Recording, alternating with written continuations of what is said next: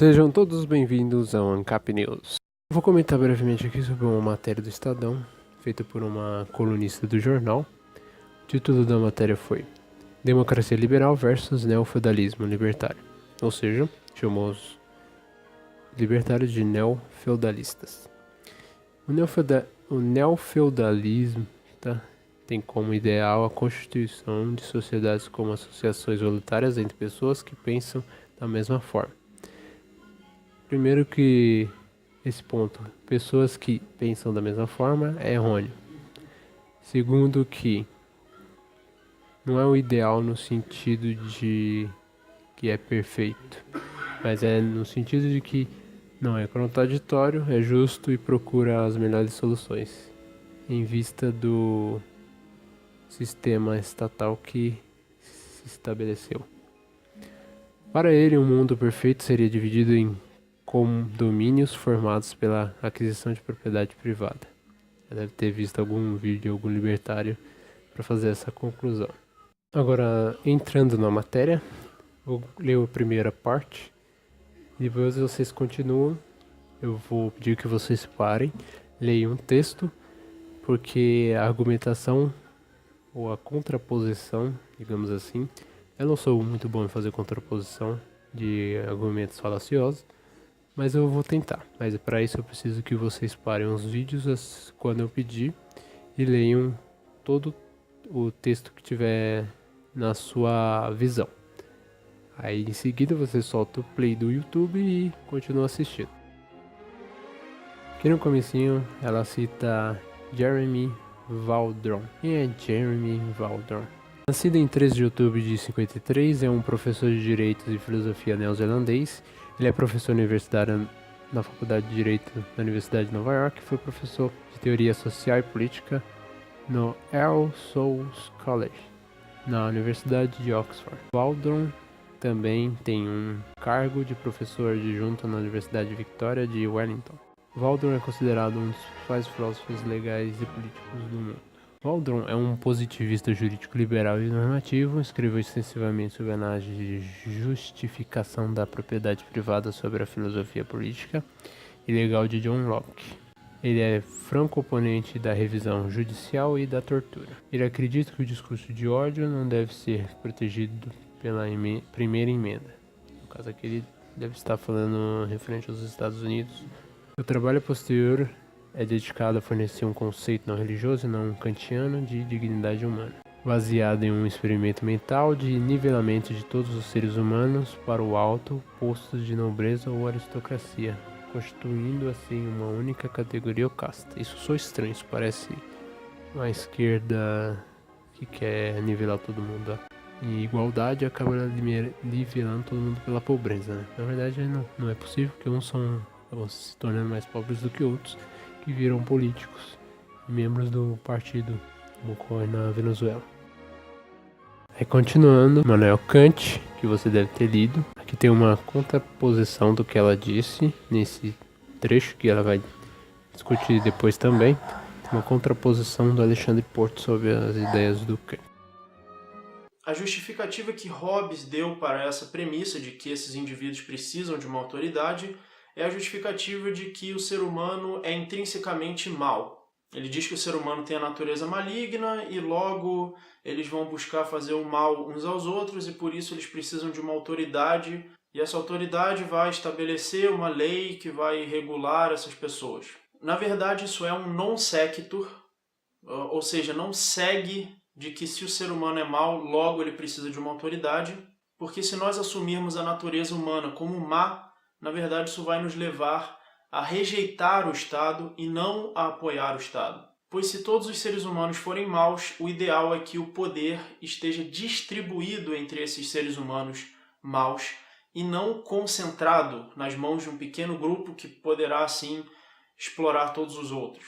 O ideal seria um sistema ético descentralizado, onde essas pessoas mal intencionadas evitariam conflitos pelo temor de serem punidas pelas outras.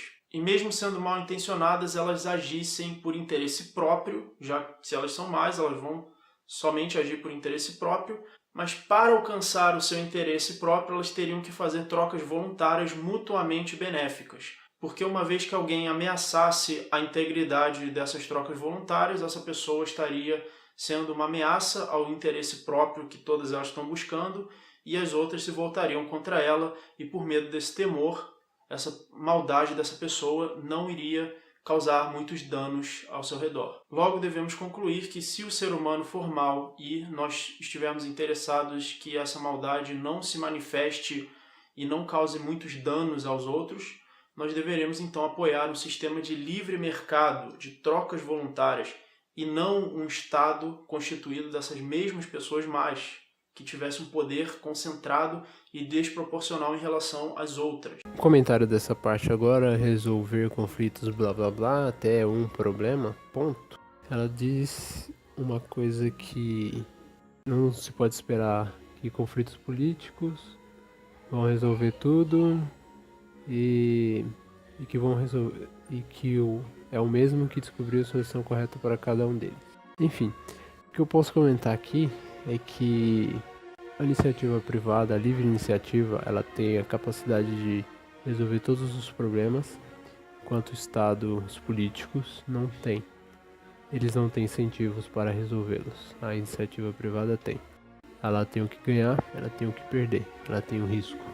Neste trecho que vai de dado esse cenário, a liberais, blá blá blá, até considero certo ponto, deu a entender que ela quis imputar os libertários como extremistas islâmicos, quis assimilar eles, como se a gente saísse pela rua gritando imposto é roubo e atropelando todo mundo, ou entrando no governo, atirando todos os deputados, falando vocês estão me roubando, alguma coisa do tipo, o que não acontece. E ela diz que os liberais, o liberalismo, tal qual o Waldron define, ele é multiculturalista e tolerante. É uma piada. No parágrafo que vai claro que se pode falar até devemos interrogação, ela defende que o voto majoritário é um procedimento político que é vantajoso com relação a outros artifícios para a resolução de divergências. O que eu discordo. O desejo da maioria não necessariamente é uma expressão da verdade, do que é correto, segundo a visão libertária da ética. O princípio de não agressão, que é um princípio, não é uma lei, é um mínimo ético, como diz o Capsu. Mas eu não vou discorrer porque eu não tenho conhecimento profundo. Aqui ela começa, eu diria que depende do que está em jogo, ou seja, ela não usa uma ética para basear ações, ela analisa a ocasião. Já é uma pessoa que tem uma mentalidade um pouco mais perigosa, ou eu diria comum, que a maioria das pessoas talvez tenha. Aí no parágrafo de baixo tem uma frase aqui terrível. Não há teoria política universalmente aceita que nos permite saber quando estamos agindo como heróis e como estamos agindo como fanáticos ao resistirmos às artificialidades da política em nome de nossos próprios valores. Quer dizer que eu tenho que jogar fora a ética libertária em troca de artificialidade da política. É isso que eu entendi. Aqui do trecho que vai de bem agora é preciso blá blá blá até com os diferentes. Ela começa, na verdade ela reforça o fato de que Waldron é um liberal democrata e que o outro tipo, que são os libertários, é muito mais do que ela chamaria de um neofeudalismo. Falta de expressão melhor. Nesse texto, ela usa a expressão para se referir sobretudo à indisposição de uma subclasse dos autodeclarados libertários de conviverem com os diferentes. Quer dizer que os libertários saem aí excluindo pessoas da sociedade, saem atropelando pessoas na rua. Que estranho, né? Aqui no parágrafo que vai de o neofeudalista tem como blá blá blá, até nesses termos ponto, ela já começa colocando como se a gente admitisse o mundo perfeito, seria dividido em condomínios. Que mundo perfeito o quê? Acho que ela nunca leu nenhum autor libertário, ou acompanhou nenhum influenciador libertário. Acho que ela Ela que tá idealizando alguma coisa aí que eu ainda não entendi. E aqui vem um trecho interessante, né? Os livres mercadistas, por exemplo, formariam um condomínio, enquanto, digamos, os comunistas poderiam formar outro. Aí ela coloca essa frase terrível. Eu não sei se ela tava zoando ou se ela falou realmente sério. Dentro do condomínio comunista, tudo poderia ser compartilhado, como em uma grande família sem patriarcado. O que ela diria então do Nicolás Maduro, enquanto tá lá discursando pros idiotas? Outros tantos estão morrendo por falta de liberdade de expressão, por fome, estão matando um cachorro. Bobear, estão até matando gente, vai saber. Onde não tem liberdade de imprensa, liberdade de informação.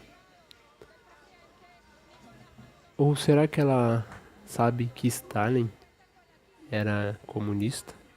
Que ele tentou implantar o comunismo? É uma piada.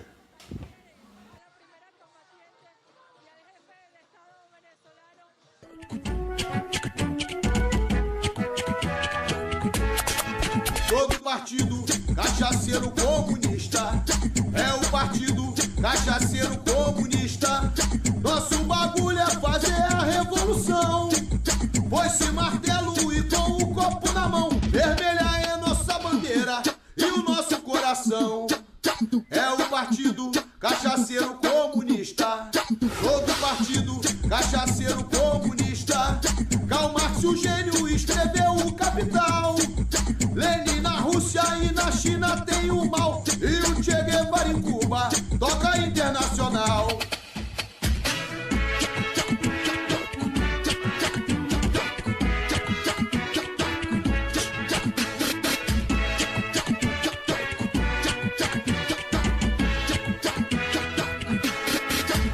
No final do parágrafo ela coloca: para dar nome aos bois, eu acredito que Robert Nozick nos propõe algo nesses termos.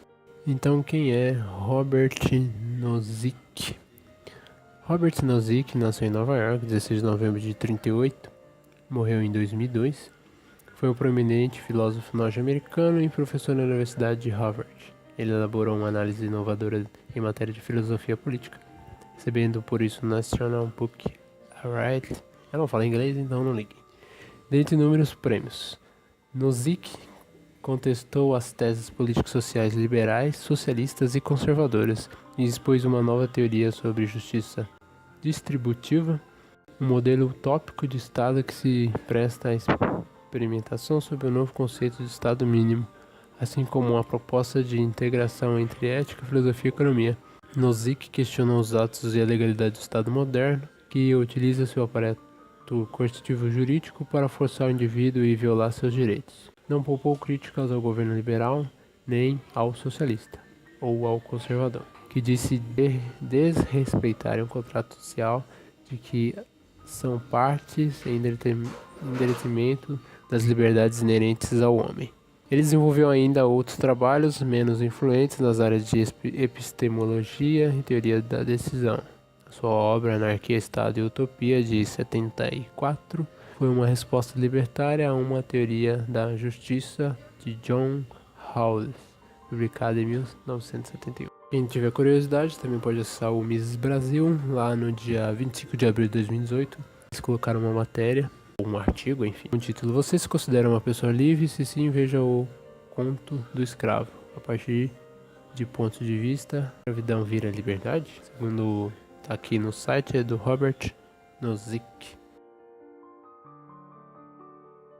Aí no parágrafo que começa com eu penso que se alguém blá blá blá, até que fazem as regras, ela diz aqui mais ou menos no meio, já é a primeiríssima coisa que precisamos resolver juntos. Seria mesmo justo que cada um se aproprie de quanta terra quisesse, enquanto encontrasse terra desabitada pela frente, e que os que chegassem ao mundo depois tivessem que simplesmente aceitar que não há mais terra a ser apropriada?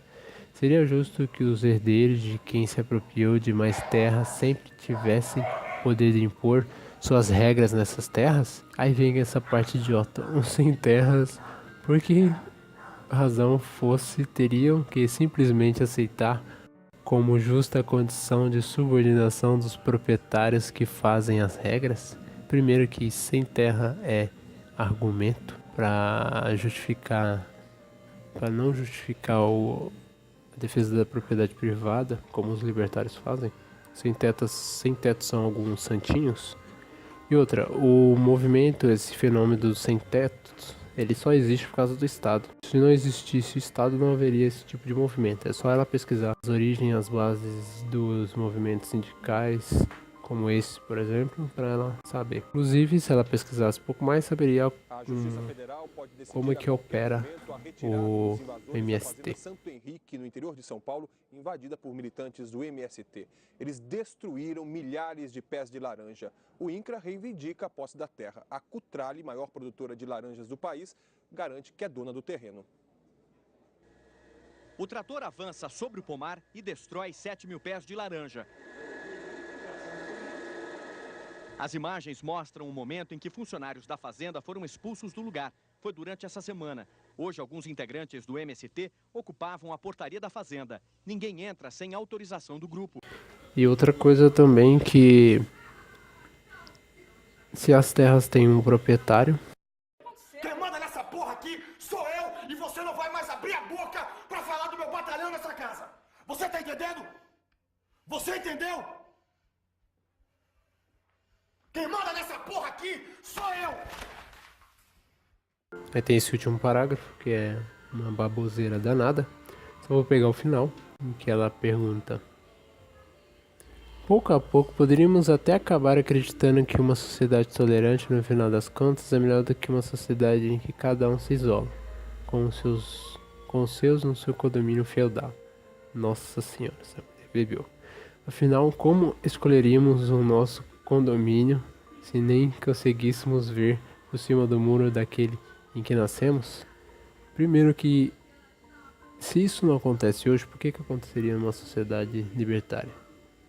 Hoje é uma relativização, em geral, em grande parte dos países do mundo, da propriedade privada. Então, se isso não ocorre hoje, que motivos haveria para ocorrer amanhã? Simplesmente o fato de você estar defendendo sua propriedade não significa que você não vai abrir um comércio ali, você não vai abrir uma praça, que você não vai prestar um serviço. Afinal de contas, as pessoas precisam comer, isso é uma função fundamental, elas precisam conversar e elas precisam realizar trocas.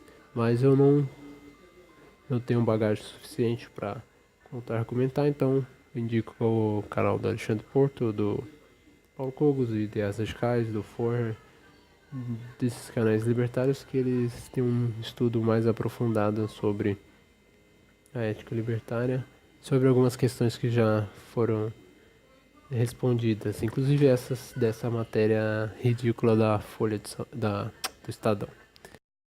E a autora dessa porcaria de matéria é Andrea Fagion, que é doutora em filosofia pela Unicamp e professora de filosofia da Universidade Estadual de Londrina, UEL.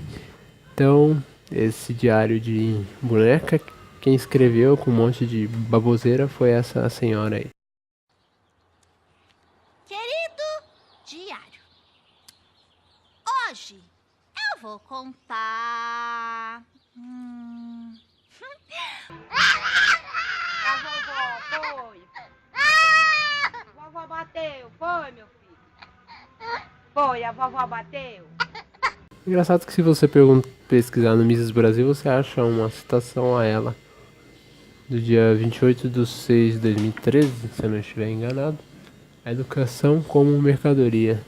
É o mesmo nome, mesmo sobrenome. Quero saber se ela teve alguma ligação com o Instituto Mises Brasil, como aparece nesse print. Ela também já participou de um diálogo, um debate, não sei se no canal Instituto Daniel Fraga, dia 10 de abril de 2015, ou no Students for Liberty Brasil, 7 de abril de 2015. Aí vamos comparar os currículos para ver se é essa pessoa mesmo. Ali no Students for Liberty Brasil temos a descrição que é Andrea Fagion, é o mesmo nome, mesmo sobrenome. Ali em cima diz que era professora do Departamento de Filosofia da Universidade Estadual de Londrina. Embaixo diz que era professora de Filosofia da Universidade Estadual de Londrina, então bate. E mestrado em Filosofia pela instituição Universidade Estadual de Maringá. Mestrado vem depois do doutorado, então de baixo tá... Como é mais antigo, tá um pouco desatualizado.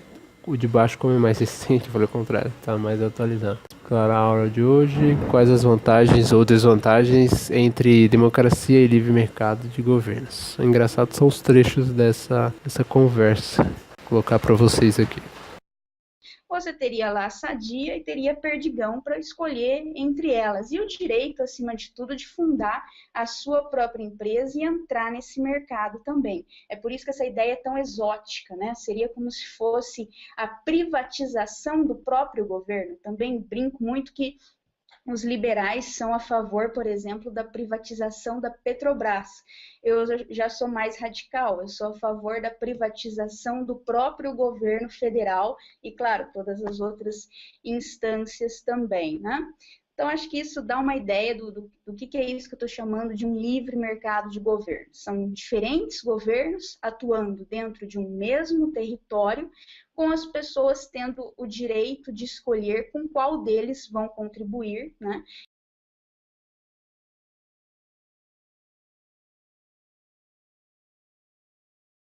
Cara, isso é política, velho.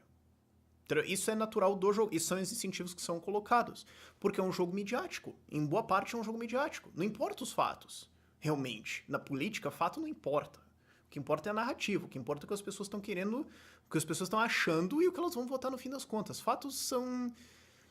É legal ter os fatos do teu lado, mas não é obrigatório, assim, né, só olha pra esquerda. Mas o fato é que isso é o jogo da política e você não deveria esperar outra coisa. Não tem assim, não, agora vai ter uma nova era, não, agora vai mudar.